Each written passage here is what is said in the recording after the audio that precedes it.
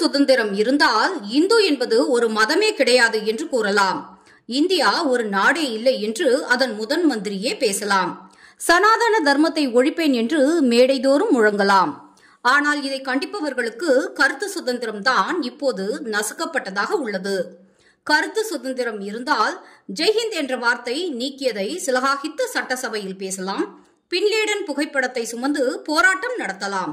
குண்டு வைத்து அப்பாவி தமிழர்களை கொன்றவனுக்கு இறுதி ஊர்வலம் ஆளும் கட்சியும் அரசும் சேர்ந்தே நடத்தலாம். ராஜீவ்காந்தி கொலையாளிகள் விடுதலையை படோபகமாக கொண்டாடலாம்.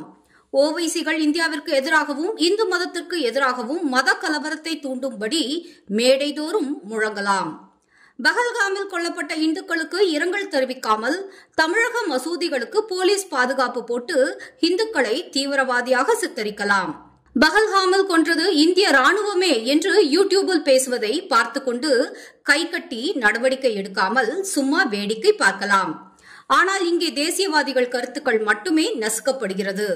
சுயாட்சி கேட்ட உய்கூர் மக்களை சீனா என்ன செய்தது என்பதை பற்றி இங்கே பேசாமல் இந்த நாட்டில் எங்களுக்கு பாதுகாப்பு இல்லை என்று முழு பாதுகாப்போடு இருப்பவர்கள் கூட சொல்லும் அளவுக்கு இங்கே கருத்து சுதந்திரம் உள்ளது. மக்களுக்கு எதிராக அரசமைப்பு சட்டத்தை மாற்றாமல் மக்கள் நலனில் அக்கறை கொண்டு விவசாய மசோதாவையும் நிலம் கையகப்படுத்தும் மசோதாவையும் வாபஸ் வாங்கியவரை சர்வாதிகாரி என்று பேசும் அளவுக்கு இங்கே கருத்து சுதந்திரம் தலைவிரித்துள்ளது. பிரதமரின் ஜாதி பெயரை திருடர்களுடன் ஒப்பிடும் சுதந்திரமும் இங்கே உள்ளது. நாடு இக்கட்டான சூழலில் இருக்கும்போது நாட்டிற்கு துணை நிற்காமல் நாட்டிற்கு எதிராக பேசுவதற்கும் கருத்து சுதந்திரமும் இங்கே உள்ளது.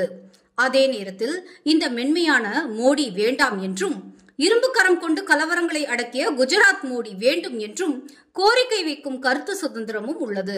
கருத்து சுதந்திரத்தில் கட்டுப்பாடு வேண்டும் என்ற அம்பேத்கரின் வார்த்தைகளுக்கும் அரசியலமைப்பில் உள்ளது என்பதையும் இந்நேரத்தில் நாம் நினைவில் கொள்வோம்.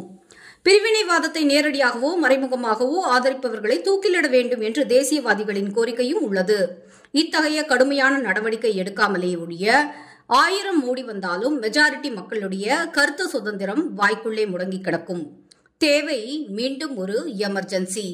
இந்திரா தன் பதவியை தக்க வைத்துக் கொள்ள போட்ட சர்வாதிகார எமர்ஜென்சி அல்ல, மோடியின் ஜனநாயக எமர்ஜென்சி.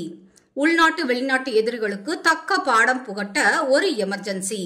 1975 எமர்ஜென்சி இந்திரா தன் ஆட்சியை காப்பாற்றிக் கொள்ள. 2025 எமர்ஜென்சி இந்தியா தன்னையே காப்பாற்றிக் கொள்ள என்பதை சொல்ல நமக்கும் கருத்து சுதந்திரம் இருக்கிறது என்று பாஜகவின் மாநில பொருளாளர் திரு SR சேகர் அவர்கள் தன்னுடைய அறிக்கையில் குறிப்பிட்டுள்ளார்.